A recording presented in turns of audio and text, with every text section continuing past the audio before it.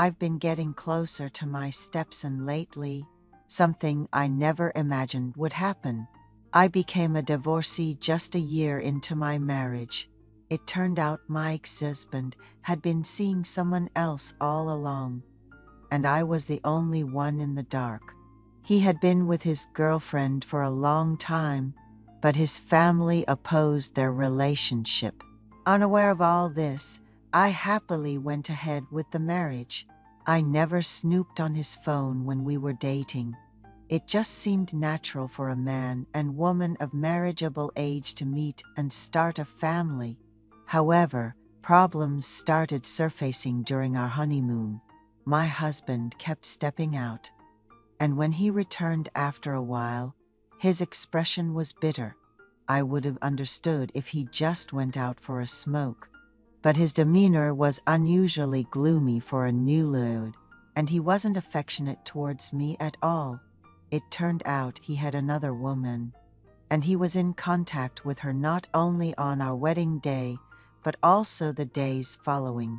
I confronted him quietly, asking if this was how he intended to live, questioning if anyone could see him as a man who had just started a new family. He was indifferent. "Yeah, I don't think I can forget her." He agreed to a divorce without any fuss, and without any regrets, I packed my bags and left. Since then, I had trouble trusting men.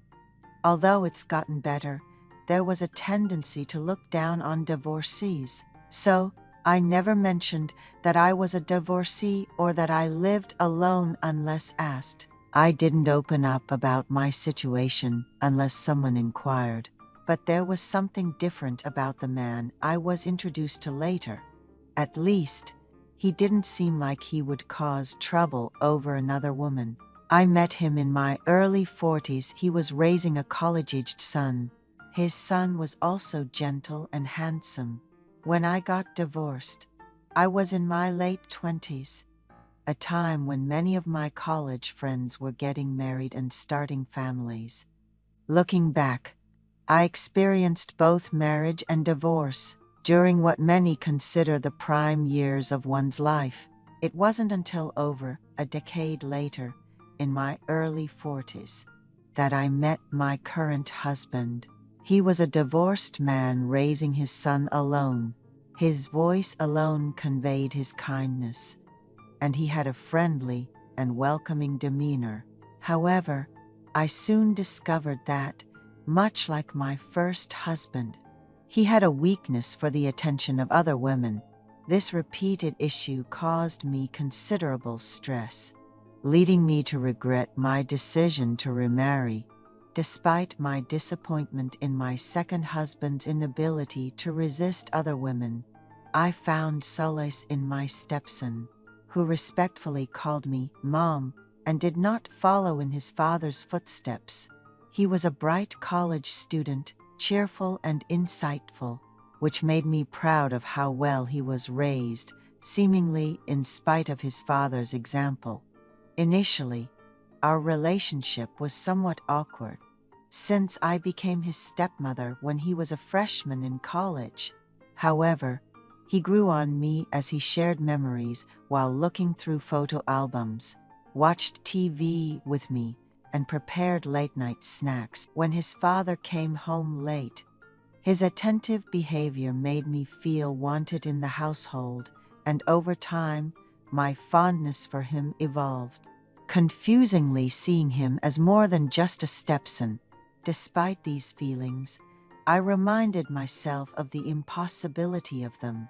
As a successful freelancer, I was financially independent and didn't need to rely on a man, but I couldn't bear the thought of hurting my stepson, who had come to see me as a mother figure. My son once mentioned while looking through an album, "Mom left us for some reason when I was deep in my teenage years." He still doesn't understand why his mom decided to divorce. It was clear he craved a stable family environment, and I could see his lips quiver slightly when he spoke about his mom. Knowing how much he longed for her presence, I thought it was right to divorce my current husband, but I decided to hang in there a bit longer. From the day I visited, my son held my hand and said, "Mom, let's get along well," which was both touching and heart-wrenching.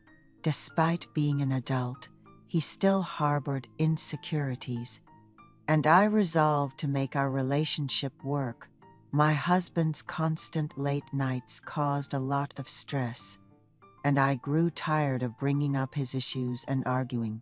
His blatant late returns became more frequent, to the point where I no longer saw him as a partner.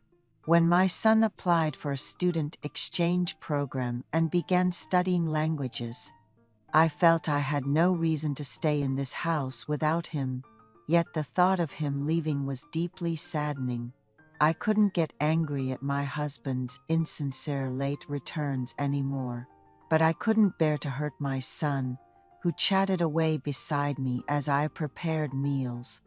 I decided to foster a closer relationship with my son, and oddly enough, alcohol played its part well. As my son got busy with language school, I made special snacks to encourage him. "Son, let's have a beer."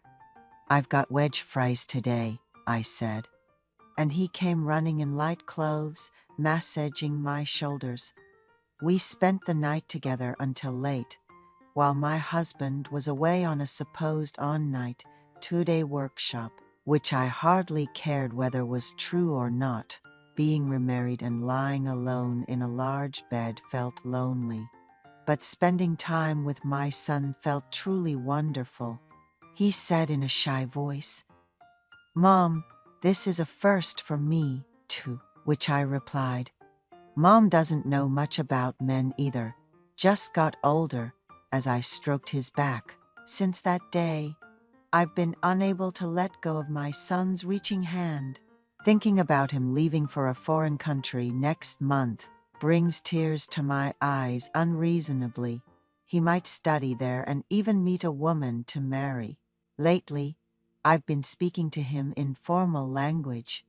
At first, he was surprised, but soon he listened attentively with a proud face. To be parting ways with such a thoughtful and deep son.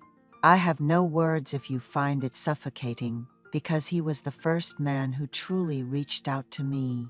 Saying goodbye seems incredibly hard.